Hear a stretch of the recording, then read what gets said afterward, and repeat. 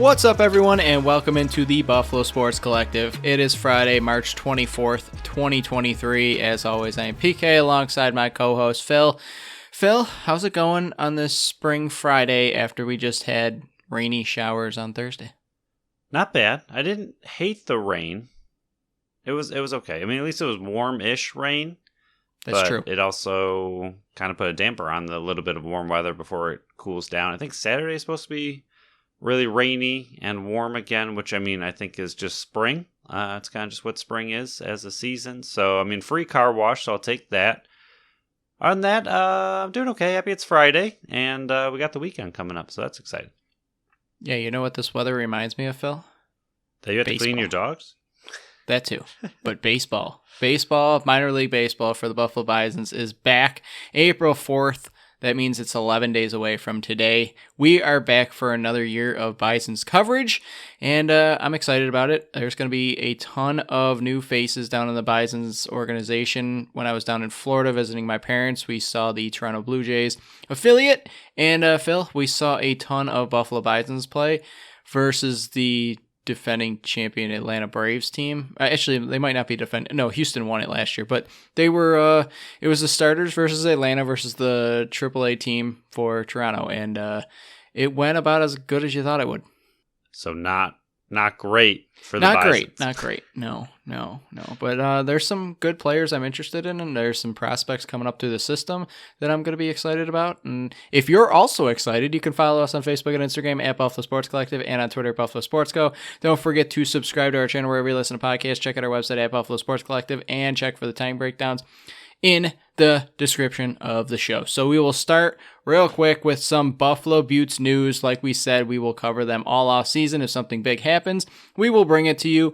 And something big did happen. We had talked about it on the show that we closed out the Buffalo Beauts season on, that there could be changes in leadership up at the top. And it did happen. Beauts head coach, Rhea Code, she stepped down. And I think this might have been a decision between, hey, there's some differences here with the teams. We want to go in a different direction. And she kind of just agreed and probably stepped down. She began with the team in the 1920 season as an assistant coach.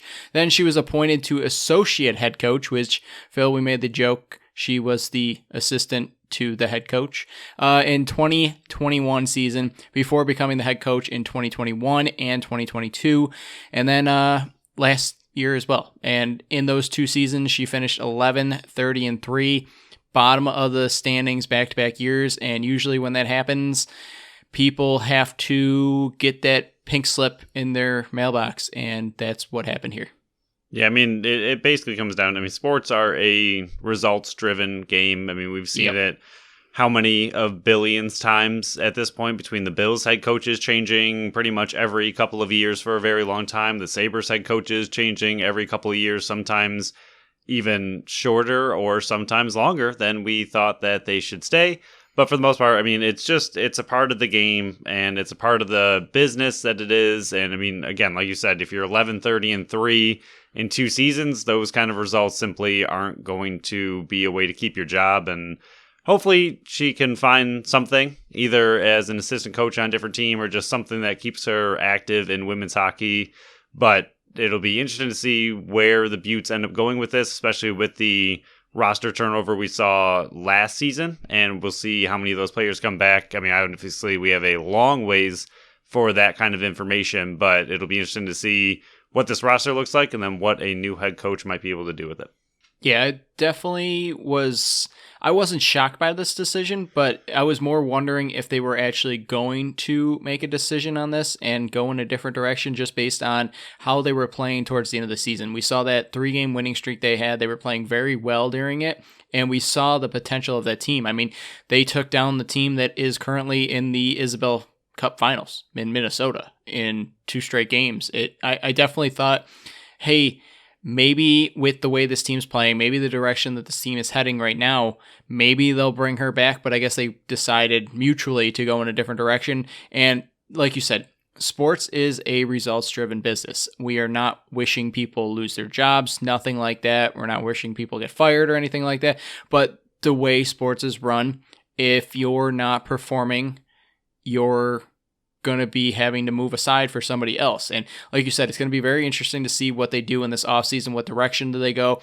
Do they go with another younger coach that's maybe ready to step up? Or are they going to go somebody on the current roster or the behind the bench right now and one of the assistants there? Or are they going to go from outside the organization? It's going to be very interesting to see, and time will tell on, I guess, I'm more interested to see, are they going to go more defensive-minded head coach, or are they going to be more of an offensive-minded head coach behind the bench? But Phil, that's not the only Beauts news we have to talk about here. Lavisa Bernston, she's the finalist from Buffalo for the Dina Lang Award, which is awarded to the player who most exemplifies the qualities of perseverance, sportsmanship, and dedication to the sport. Yeah, I think it's great the way she was able to come in, a little bit into the season. She wasn't the original starting goalie for Buffalo, but she was able to get an opportunity, hang in there, and did incredible for the Beauts and really gave them a chance to push for playoffs, even if it was super late in the season. And she has those veteran qualities about her, but she came into a kind of unfamiliar spot as far as just not being the starter, was given that opportunity, and she took it and ran with it. And I think she did a really good job for the Beauts and absolutely deserves to be the finalist for this award. Agreed. And I think she put it on her social media accounts that 2 years ago, yesterday, I think it was, that she had her double hip replacement, I think it was, or reconstruction, one of the two. So for her to come back from that and perform the way she did this year, yes, the numbers didn't back up, I think, what the play on the actual ice was. A lot of times her defense just hung her out to dry, and when you're on a team that struggled as much as the Beauts did, that's understandable. Your goalie numbers are probably going to be higher than your actual play on the ice was, but I'm rooting for her. Let's bring this one home for the Buffalo Beauts, because she, as of now, is the only finalist for any of the awards that are out there right now. But Phil, where there was good news, there must be bad news. That is the way the world works. And the bad news is called the Buffalo Sabres. And Tuesday versus Nashville, 7-3 loss. If that number sounds familiar, the 7, that's because they just lost to Boston, 7-0 earlier in the week. Real ugly on Sunday. Goals by Cousins, Tage Thompson, and Skinner. Anderson made 14 of 20 saves before getting pulled. UPL came in relief. Actually played very well, making all 6 saves. Shots were 31-27 in favor of the Sabres. Phil, their record is inching closer and closer to 500, and not in the good way, at 33, 31, and 6. I think at this point, I am trying to settle down from the high that was them making playoffs. And I mean, at this point, it's going to be a near miracle for them to be able to get in. And I don't even really know how it's possible with the way they're playing. But just kind of moving on from that incredible idea and that excitement that we had this late in the season of them, pushing and really almost had for a little bit there a playoff spot. And they were very close, and, everything was really exciting. I think it's trying to take a mental step back and look at the season as a whole, realize that, we really didn't expect them to be pushing for a playoff spot this late in the season. It was overall a successful season despite the absolute collapse and cliff dive that they are currently running on and playing absolutely terrible. And obviously, no matter what's going on with playoffs, you want to finish the season strong. So this is just kind of getting a little bit embarrassing and frustrating. But I think it's just also trying to really look at the season as a whole at this point, as it's slowly winding down and playoff hopes are fading very quickly, and trying to just kind of take a step back from, oh my gosh, we might make playoffs, to, well, it was a decent season for where we expected the youngest team in hockey to be. So I completely agree with everything you said. I think the first 60 games that they played were a fun ride. I thought that, man, they actually have a spot in the playoffs. They at one point they were ahead of Pittsburgh into that final playoff spot, and I was like, oh my god. And that's when I came on here and went, Buffalo Sabres are making the playoffs for my hot corner. I think it was one of my first hot corners. And this fall from grace though, Phil, the last 10-ish games, it's bad. It's been more like a push to the ground and a stomp. They're not getting goalie saves. Their goalies have been playing atrocious. The defense in front of them is just not playing right whatsoever. The PK is atrocious. Not me, the play on the ice. To me, it feels more And I like I said, I completely understand where you're at, and I should be there also. But this last 10 games makes me look back and feel what a wasted season it is from all the players having career years. And we'll talk about it in a minute, but I mean, Tage Thompson had career years. Tuck, Skinner, Dowleen, Middlestad, Cousins, all of them are having career years. You're not going to get that every year. Yes, you have Quinn, Paterk, and Power, who are probably and hopefully take that next step next year. So you won't have to have all these guys have career years to be where you are, one of the best scoring teams in the league. But the last 4-game run, Phil, in goals against is the worst at home since 1992. That's when I was born, man. It's been 30 years since they've allowed 24 goals in that span. Just horrible. Now, yes, they do have injuries. Matthias Samuelsson is out of the lineup. When he's in the lineup, they're 28, 16, and 4, plus 19. When he's not in the lineup, they're 5, 12, and 2, when they also are minus 13 in goal differential. Now, another step forward just to prove how bad they are on defense and how bad they need to get average goaltending back there. They're 5, 27, and 4. Let me repeat that. 5, 27, and 4 when they score less than 4 goals. That means you're not getting any defense and you're not getting any goalies that are making the saves. Earlier in the season, when Comrie went down and it was UPL stepping in, he was making the saves. He has not done that right now. In 44 NHL games, he's got an .890 save percentage, and that's just not good enough for this team. If this team had average goaltending right now, I think they'd still be competing for a playoff spot. Well, thank goodness that a savior may be on the way.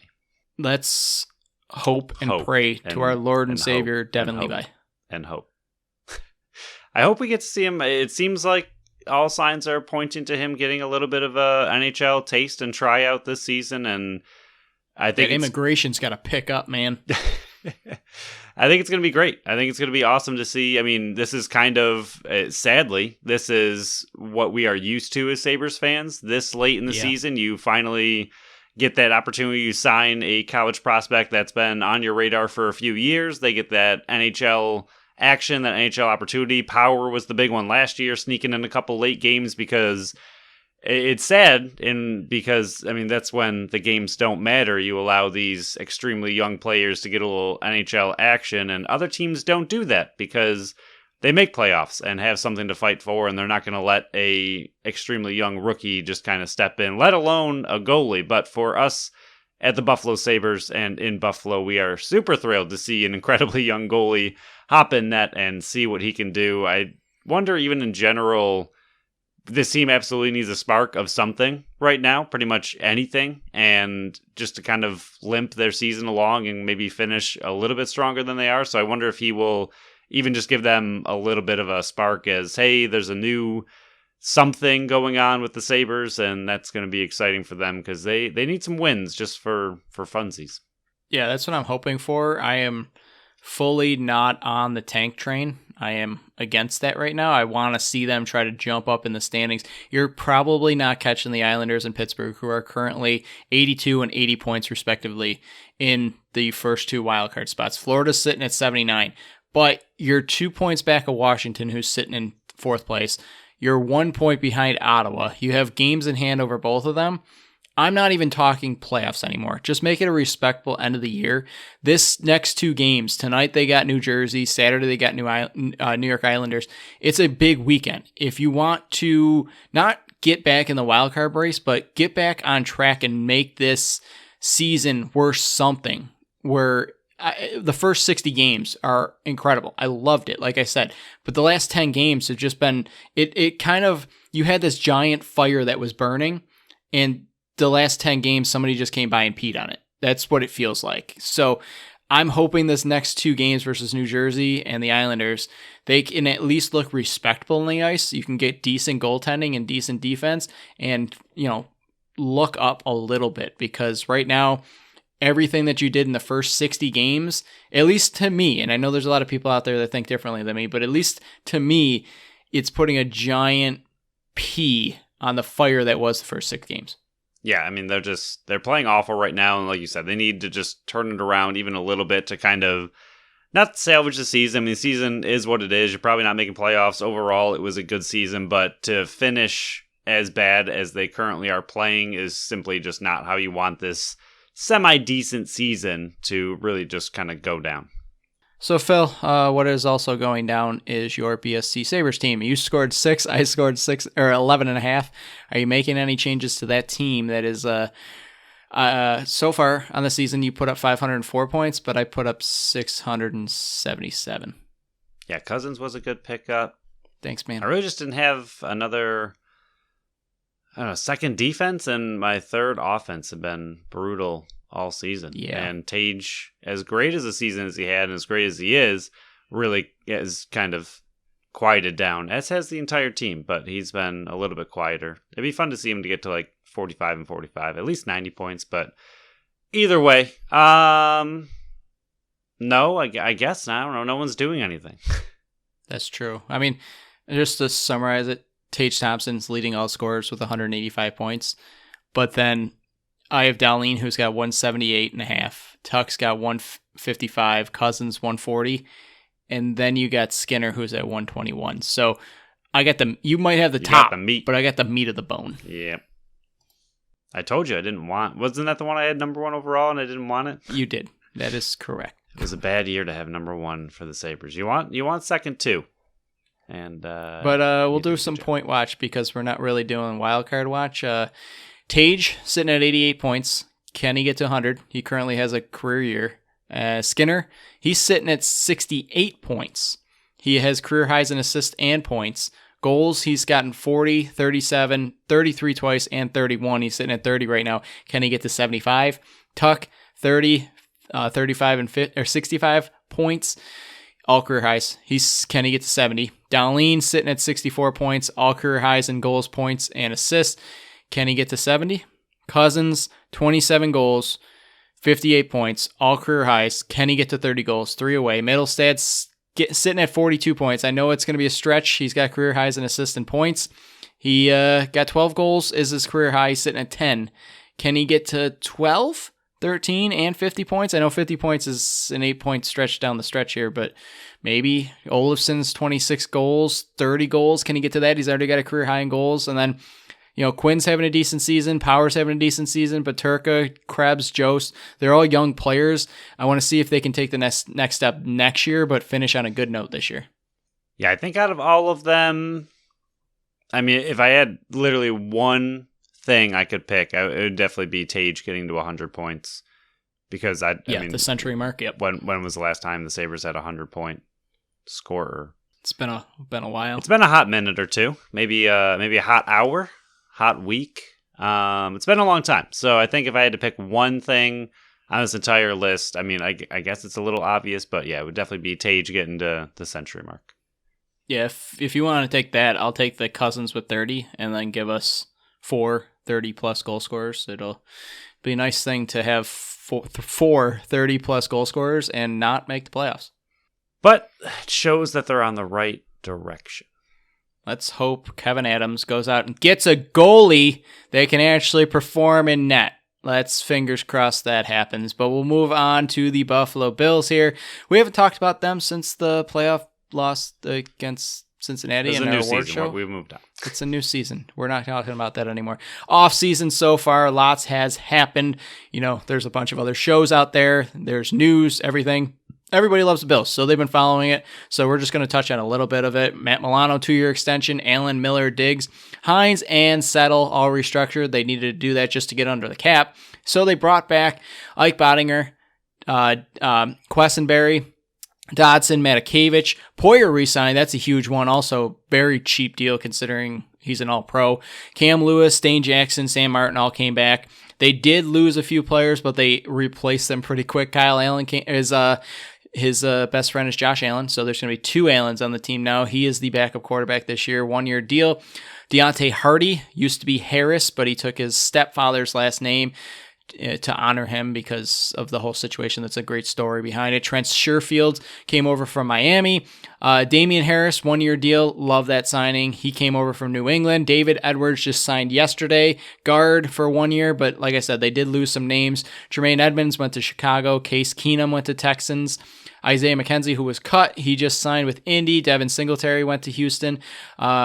Johnson, the backup safety, he went to the Raiders, and like we said, I don't think we even mentioned this, Leslie Frazier is taking a year off. So Phil, out of all that, is there anything that hits home, either the players that lost, players coming back, or the new additions? That's a lot to digest. A lot of names. Pretty much a lot of names. Named like an entire roster.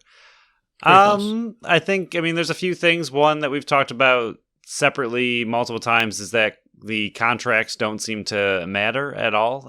Just convert everything to a signing bonus, and contracts, I guess, just don't exist as to what they are, because everything just gets restructured nowadays into just different kind of things, and everything's converted into a signing bonus with penalties years and years away from now. But as far as players, like you said, Poyer's a huge one to retain, and I know it was a bit of a gamble on Bean's part, letting him test free agency, and he obviously wanted that big payday, but did not get it and came back to the Bills on, like you said, a very team-friendly deal. So I think that one's huge. If you can get Poyer and Micah Hyde back both healthy in the offseason, I think that's going to really help the Bills' defense.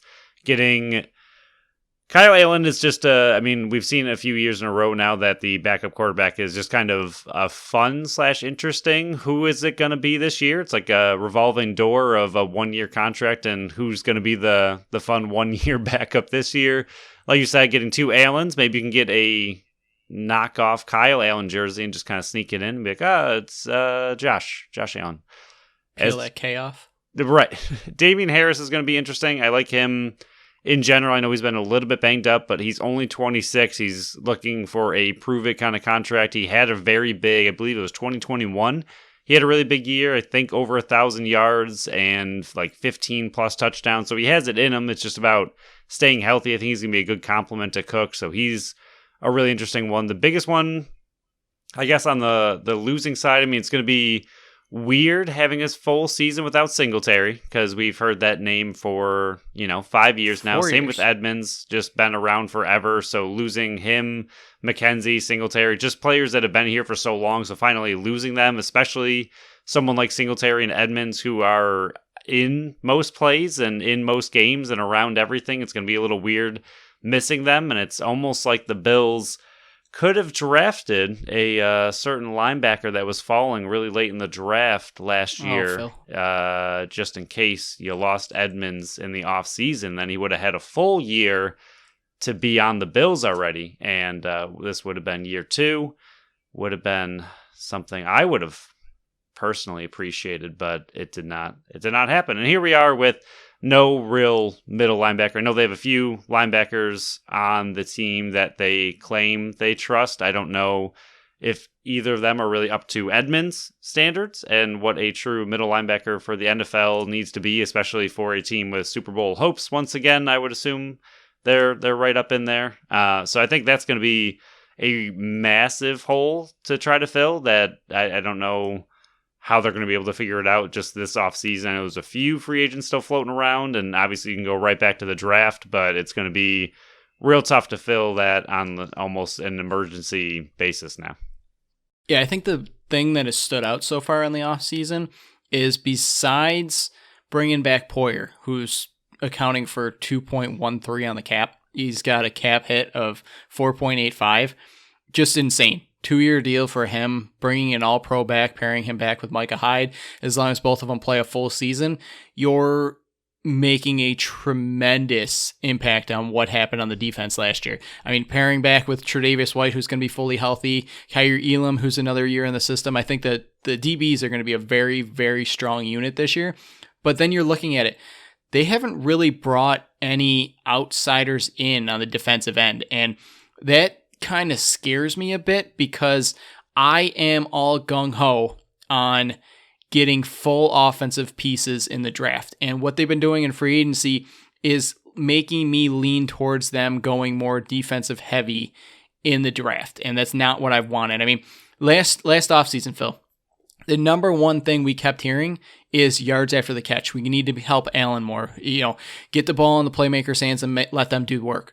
They didn't really address that last year, but they sure as heck did it this year. Hardy, I think he's a very, very small wide receiver, but he is such a weapon out there. His best year, 2021, he had 570 yards and 3 touchdowns. Everything I'm hearing about him is he's a stud when you get the ball in his hands. I think Trent Sherfield, he was the number 3 out in Miami. He's probably going to be the 5 or 6 here in Buffalo. He's super quick. Great year last year, 417 and 2 touchdowns.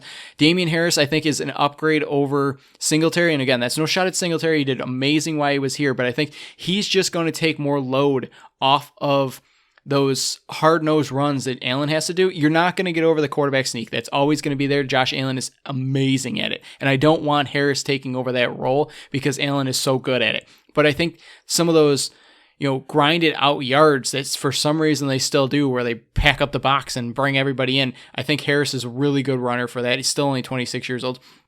For me, it seems like every position pretty much they've been upgrading. It's just they're missing that one small big piece on the offensive side where it would be who is playing opposite Stephon Diggs. Because we saw last year, and I know the ankle injury for Gabe Davis was a big issue for him, but I don't think this offense can go into the 2023 year with him being your number 2 wide receiver. And that'll lead into my PK's hot corner. The Bills are going to trade for DeAndre Hopkins. And I know that's been big news lately. He had the Instagram post. A lot of people are saying Bills are the front runner. I am saying it here on PK's hot corner.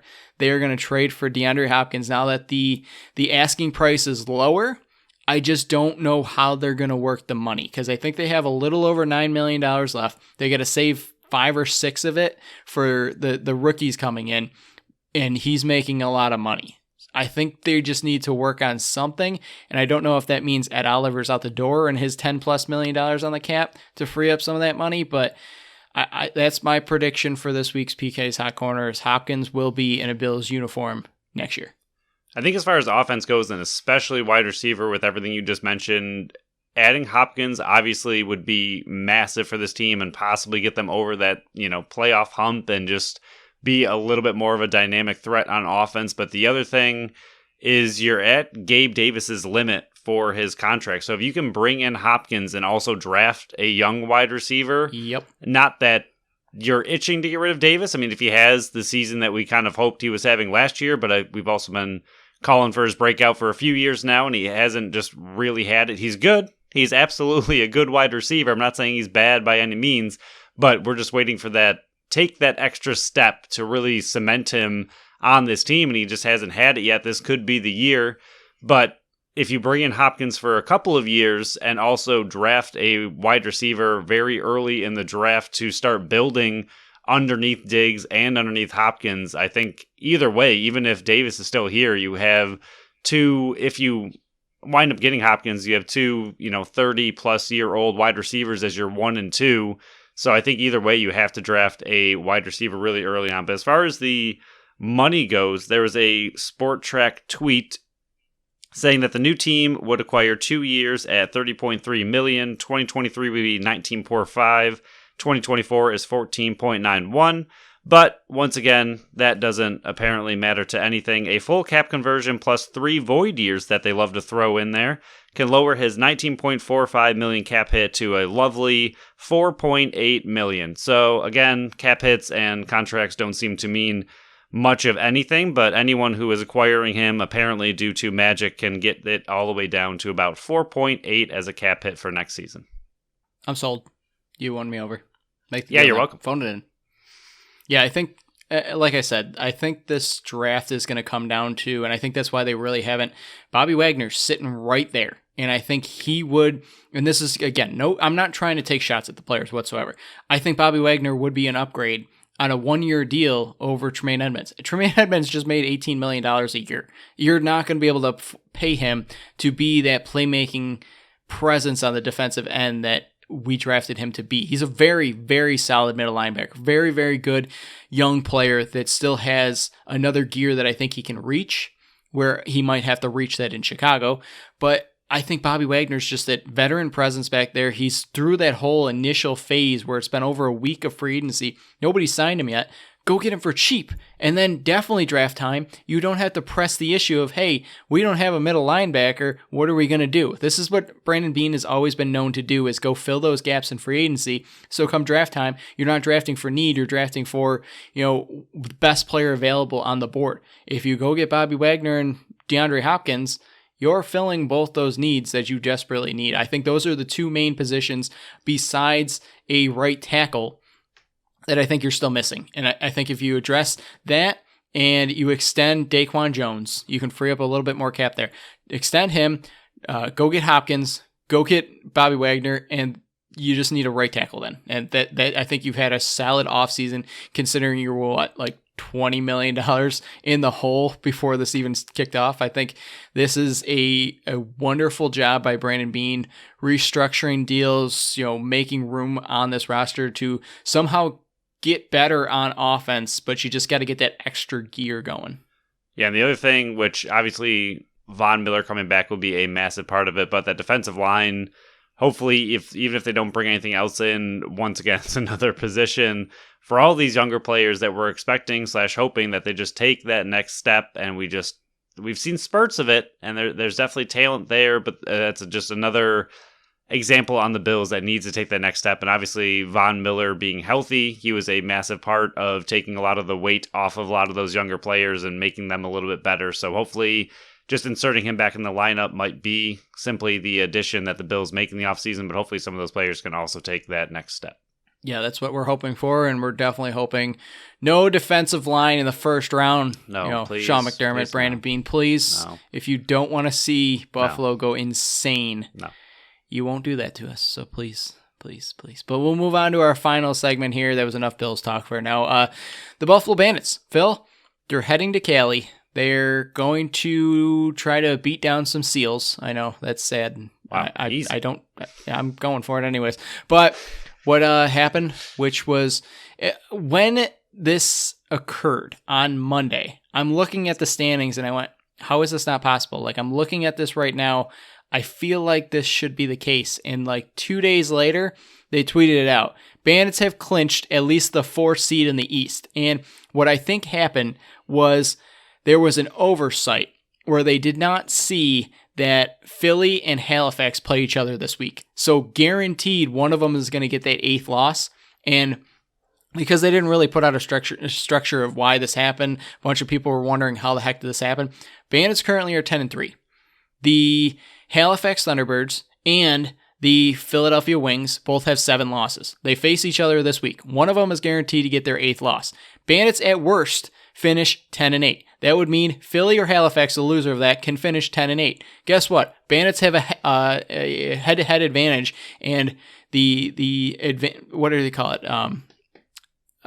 Maybe it's just head-to-head home advantage. I don't know. But they have the advantage over both those teams, so they can't fall behind them. So the worst they can do is 4th in the East. That clinches a playoff spot. I think it was just oversight from the league of, hey, Philly and Halifax play each other this week. Bandits clinched the playoffs this week. I think that's just what happened. It was just an afterthought. Didn't look further ahead on the schedule. But now we know that the Bandits were the first team in the entire league to clinch a playoff spot, and that's always fun. Boom, boom. But we'll talk about the game now. They are heading to San Diego. Phil, it's a good thing you got your St. Patrick's Day party tomorrow, because that's the only way I'm going to be able to stay up to watch this game, which is starting off at 10 p.m. Eastern Standard Time. Bandits coming in, 12.54 goals for. That's tied for 4th in the league with, I believe, Rochester. San Diego is 1st in the league at 13.64. They have the offense that Bandits had last year. For the defense side and goals allowed, though, it's a bit of a flip of the script. And Buffalo is 10.54 goals against, which is 4th in the league. San Diego, whopping 12 goals a game, which is 10th in the league. So they are really good in offense, like we thought they would be in their offseason additions that they've made, and Crawley and Dixon. But I want to see what this defensive unit for the Buffalo Bandits can do and reverse what happened to Colorado versus San Diego. First off, I think the Bandits being tied for 4th with the injuries they've had. I mean, I know we're all about no excuses, but pretty incredible to be averaging 12 and a half goals a game And this last game that they had, only scoring 8 was the lowest output of their entire season. I believe, if I remember my own stats correctly, the only time they've been held under 10. So given the injuries they've had, that is just absolutely incredible. But this game's going to be interesting as far as offense and defense because it's similar to a lot of games very similar to Halifax, where their defense wasn't known to be great, but their offense was known to be really, really good. So it's a very good challenge for the Buffalo defense. How do you do against, like you said in this game, for example, they're first in the league, 13.64. How do you contain an offense like that, and what does your defense actually look like against an offense like that? And on the flip side, to me, the offense has been struggling a little bit. I know it's going to take, Byrne and Cloutier and Fraser a little bit of time to gel with the offense and really find their footing a little bit, especially considering some of them haven't played in so long. But this is another opportunity. 12 goals against, sitting 10th in the league. That's obviously not very good.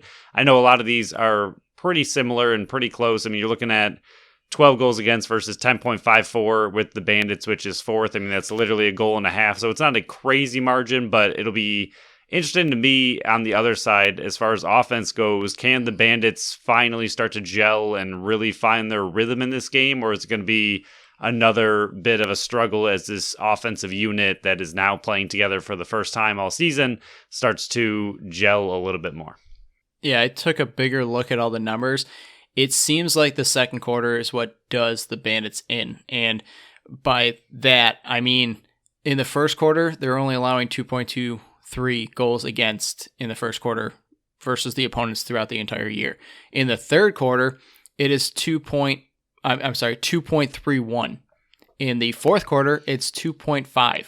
In the second quarter, though, 3.54. So that's more than a goal than any other quarter. So the second quarter is what really does them in. They actually have a -1 goal differential in that quarter. They've scored 45, their opponents have scored 46, and that is why their first half is just so close to each other. They've scored 78 goals in the first quarter, or the first half. The opponents have scored 75. And I think that's a big reason. We've known all season this team is a second half team. Their third quarter, they've got a 20 goal difference between allowing and goal scoring. And it's just such a pivotal role where that is probably a big reason why for the last 5-6 weeks in a row, and I know that's when the injuries happen, that you've had to come back in the second half. I think if they come out with a strong half, and I understand you were ahead in Colorado, Halifax the one time it was 5-3. Last week you were down 7-6. There's I think they even interviewed some of the players and were saying, hey, we believe we can come back at any point. There's no deficit that we're afraid of. We just can't keep burying ourselves in that. And I think if they right the ship in the second quarter, which is the one that does them in, I think they can right the ship and not have to worry about coming back from 2, 3, 4 goal deficits anymore. Yeah, it'll be interesting to see if they can ever this season, and especially with some of the very tough games they have coming up. It's not going to be easy, but including this one, but if they can get a lead and hold that lead throughout the entire game, and like you just kind of mentioned, we haven't really seen that, and even when we did see that against Halifax, you and I did not like having the lead at half, because then the third quarter was one of their worst third quarters we've ever seen compared to them normally being extremely good in the third quarter.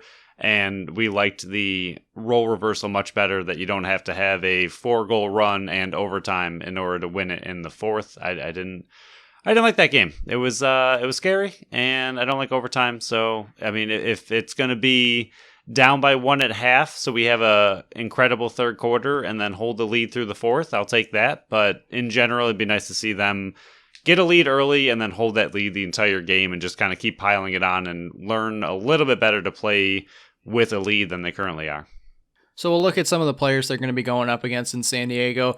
The left, I would say the right side's a bit stronger than the left side, but they have snipers all over the field. Dane Doby, once again, having a great season, 32 goals, 61 points. He's got 11, 5, and 16 on the power play. You definitely have to shut him down on the power play. Another guy, Austin Stotts, 16 goals, 28 assists, 44 points. He's 5, 9, and 4 on the power play. They got a deadly power play, Phil. Another name on the right-hand side, these three guys are going to be issues for the Buffalo Bandits. Wes Berg's got 65 points. He is second on the team. Curtis Dixon's got 66 points. He leads the team. And the other addition on the offense from the offseason, Kevin Crowley's got 30 points. All of them have double-digit power play points.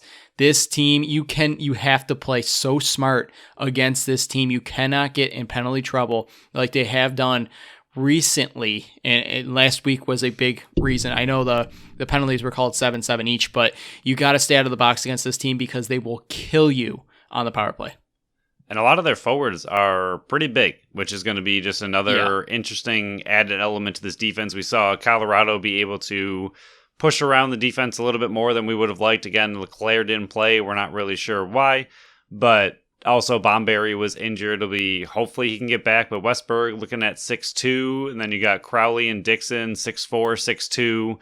So, I mean, these are bigger bodied forwards. I know Dane Doby is 5'9", but he plays like a very big forward with the way he holds onto the ball and finds some magic. He's very good at that. So, the defense is definitely going to have their handful, and like you just mentioned, with their power play and that ability for them to score on those short man or odd man opportunities, the Bandits are going to have to try to do their best to stay out of the box, which is not something they're often great at, but they did have a good run, obviously, this last game, but it was called 7-7, so it was just a very tightly called game. But before that, I think they had a pretty good run of only getting 2 or 3 penalties a game. So hopefully, with how kind of amped up this game's going to be, with number 1 in the East and number 1 in the West, it's a very big potential championship kind of preview. Hopefully the refs keep it to themselves and just kind of let the players play.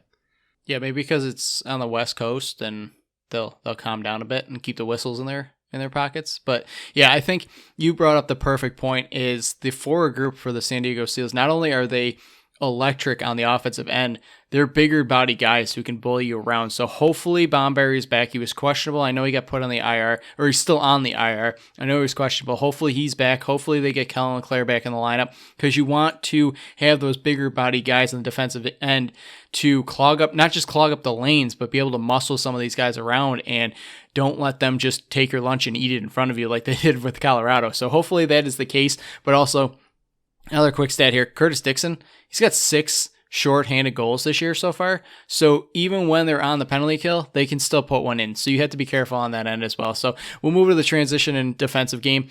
Trey Leclerc, he's got 15 points in the transition game.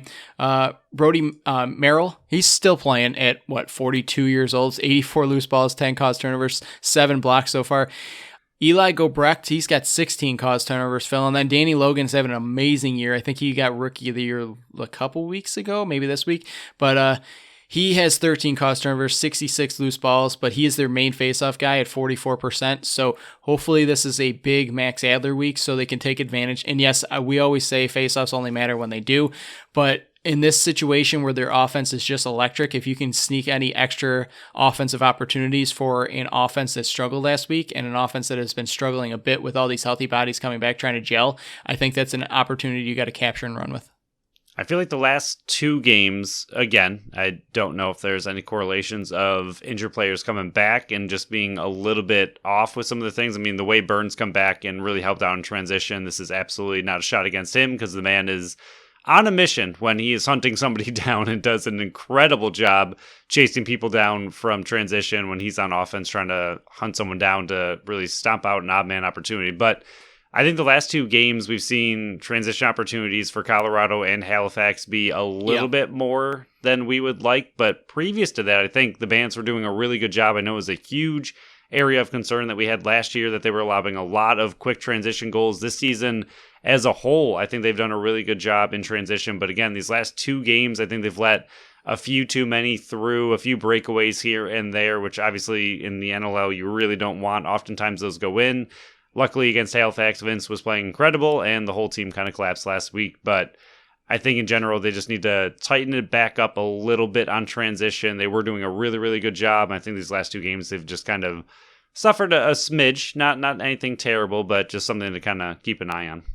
So in the goalie department, we're not really sure which goalie the Buffalo Bandits are going to have to face. Frank Scigliano, he's 6-0 but his numbers do not back up that record. He's got a 2.95 goals against and 12. only a 74. It's 12. Thank you. 12.95 goals 2.9 against. would be mind-blowingly amazing. It would be mind-blowing and explain the 6-0. So thank you for that correction. He's got a 74% save percentage. And then Chris Ogalari, he's 3-2, 10.5 goals against and a 77% save percentage. If I were a betting man, I think you would get Chris in this one over Frank, and just based on which one comes first in the alphabet. I like the reasoning. Thanks. Last No names as numbers, well. O and no numbers S, in that. so Yeah, don't go over the analysis here. Don't go over that. It's just just use the alphabet. Is that 100%. Not how you're supposed to pick a roster? I thought it was. That's what I would do. That's why I was always benched. There you go. So, Phil, we went over the forwards, the defense, the transition game, the goaltending. I think you brought up a good point about trying to address the transition game and fix that a bit because they were electric in the first half of the season. We were going, wow, they really did address this and fix it from the previous year, and hopefully they can get back to that. But after going over all that, the numbers, the analysis we brought up here, what is your prediction for this game? I'd like to see one a little bit more high scoring. If I had to pick high scoring versus a defensive struggle, actually, nope, defensive struggle would be high scoring versus a defensive lockdown, I think I would choose a high scoring, more entertaining, high action. I'd just like to see the Bandits offense with all these healthy players back in the lineup really click and start to kind of take off like we know they can. So I am going to go... I really want them to bounce back. Vince usually bounces back well, and in general, I think this might be a little bit of a homer pick because I think beating San Diego is going to be tough, but we didn't even mention the fact that San Diego is playing a back-to-back and has to travel. I know we talked about it a little bit last game or last podcast, but it is absolutely worth mentioning. So they're going to be playing back-to-back games. I know we're going to the West Coast, but still, that's a little bit of an advantage that the Bandits have in a way, or at least it evens out the West Coast trip. I'm going to go 16-13. Oh, Phil, it's so many weeks in a row now. It is actually 4 weeks in a row that we've been one goal off. Oh my I got gosh. him 16-14. Wow, and that's not even anywhere near any of our previous predictions. No. I mean, starting in, we'll go over this Halifax game. You had them winning 15-13. I had them winning 14-12. Next Halifax game, 12-10 for you, 12-11 for me. And last week you had them 14-9, I had them 14-10. So, yeah, it's not even close to what our previous predictions were, and we were still one goal off. We're 2 in sync. I like it. I like it, and not the hopefully they can pull it off. And I don't know, I had something else to talk about with that with their schedule, and I don't know what it was. Yeah, I talk about with their schedule real quick because, like you said, they are coming off a back-to-back, and not only that, but they have to travel to Panther City on Friday tonight and then fly back and face Buffalo, who is going to be... Both of those are tough competition. Panther City has been having a great year. They were that Cinderella darling last year who had that great run almost making that wild card spot, but they fell just short after being a expansion team last year. They've done an amazing job there, being 8-5 and in that third spot in the West that they're fighting off Colorado for. So this is a huge game for them too. So it's not like they have a cakewalk that Friday game to San Diego. They're facing a team that not only is chasing and trying to keep pace in the West, but they're looking to try to catch up to San Diego and fight for the number 1 seed as well. So it's going to be a tough road ahead for San Diego this weekend, not only facing Panther City, their rival there, but also Buffalo, who's the number 1 seed in the East, coming into their town trying to, wipe the floor with them.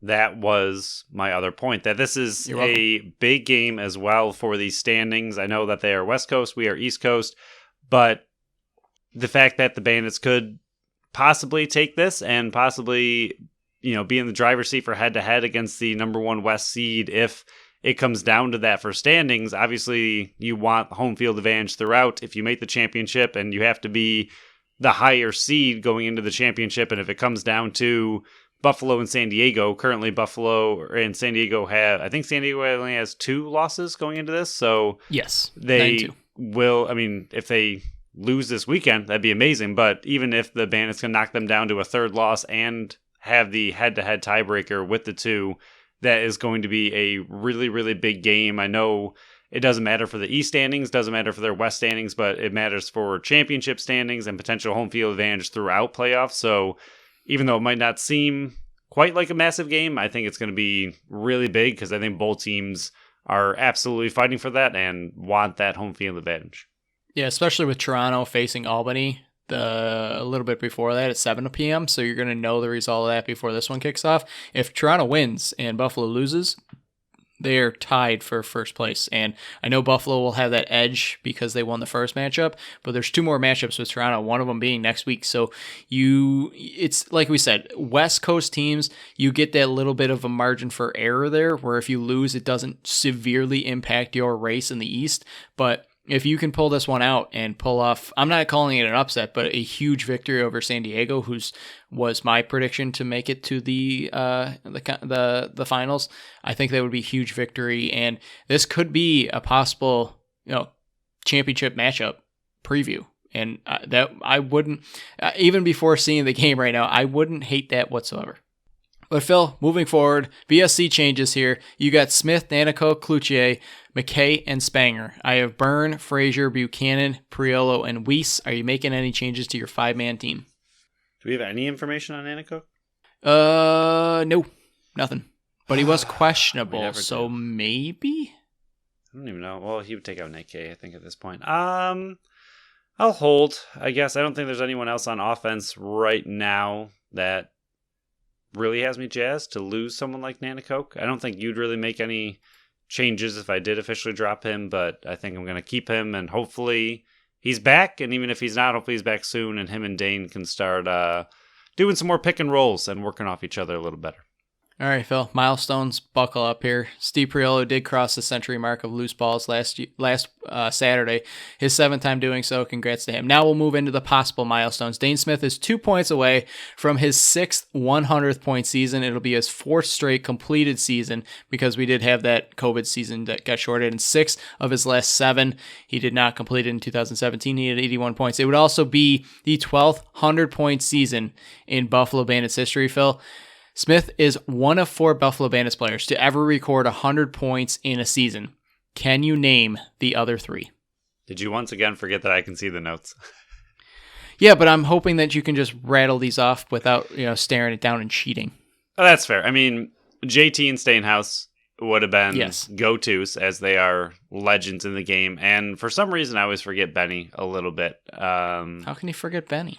It's not that he was here so short, and I love that he was here, and I was happy he was a part of the Bandits for a little bit because he was one of my favorite players when he was here, but he just wasn't here very long, and it was so long ago that he was here. So I just forget how good of a season he had when he was here. Is that a better way to put it? That's fair. He was here for a good time, not a long time. Yes, and it was a good time. Yeah, JT has done it 4 times. Benny did it once, and Stainhouse did it once. So, yeah, Dane Smith, still really good at lacrosse. He's still really good. Steve Priolo is one. Yeah, real good. Steve Priolo, 1 caused turnover away from not just passing Chris Corbeil. Yeah, I guess that would be it. He would pass him. He's currently tied with him. Ian McKay is 2 points away from 100 for his career. This is the 3rd time I've said it, Ian, so get going. He would be the 36th member of the 100-point club for the Buffalo Bandits. Kyle Buchanan is 5 shots away from 900 for his career. Nick Weiss is 10 loose balls away from 700 for his career. Insane milestone there. Ian McKay and Matt Spanger are both tied for 8th place in Buffalo Bandits history with 53 caused turnovers. Both are 2 away from passing the once retired but unretired David Brock for 7th place in Buffalo Bandits history. Max Adler, 5 face-off wins away from passing the great Darius Kilgore for 6th place in all-time Buffalo Bandits history. JT, once again, said it last week, but he is 1 win away from passing Troy Cordingley for 2nd place in Buffalo Bandits coaching history. Now, Phil, here are some single-season milestones that could possibly be happening for the Buffalo Bandits. Just in insane numbers here. Steve Priolo currently tied for 17th in PIMS in a single season for the Buffalo Bandits. With 2, he will move into 15th place. With 4, he will move into 13th place. And with 6, he will move into a tie for 6th place insane how close he is to the record single season for Steve Priolo, even though he is in 17th right now. It's not a lot of minutes away. Dane Smith currently at 71 assists. The record is 94. He cannot pass his self record right now because that would be an insane night with 23, but he's averaging 5.49 a game. He needs 4.8 to pass himself again for the record. And then another one here, Phil. Dane Smith currently at 98 points. With 1, he'll move into a tie for 12th. 3, tie for 11th. 4, tie for 9th. 5, tie for 8th. 7, tie for 7th. 9, tie for 5th. If you want me to stop naming so many of these, just shoot up the numbers right now. I think it's going to be a high-scoring game. The record is 137. Phil, currently he is averaging 7.83 points a game. He needs to average 7.33 in the next 5 games to break his own record, or 5 games. 5 games. I apologize. 5 games to break his own record. He's got somebody breathing down his neck, and I guess not breathing down his neck, breathing in his face now because he leapfrogged him. Yeah, I mean, he just needs to get a 12-point game. Not a big deal for him. I'm sure he's done it before, and Teat just needs to have one quiet night where he doesn't put up 8, 9, 10 points every single game, and maybe if he just puts up 3. We'll give him 3. Dane can have 12, and then everybody's happy, and we're right back on track. Yeah, it does sound delightful, but Jeff Teat is just so good at lacrosse. Yeah, it's depressing because I like having Dane Smith have all the records, but Teat is incredible, and he's not on the best team, and if that team ever figures it out, he's going to be just terrifying. Yeah, and this is only his second year. It's real scary. But, maybe the Bandits will trade for him someday because, like you said, we used to have Teat. So we'll... That is true. Come play and wear your dad's old jersey. Why not? Just do we'll do some playoff watch here because the season is winding down. We are in the March to the playoffs. April is right around the corner here. Toronto is at Albany on Saturday, 7 p.m. Like I said, Halifax is in Philly Saturday at 7 p.m. Georgia is in New York Saturday at 7:30. Georgia shut down Teat for us. And then Rochester is traveling to Las Vegas Saturday at 10:30. Huge weekend for lacrosse. I believe every team is playing, and a lot of playoff implications are happening this weekend. You definitely want to put your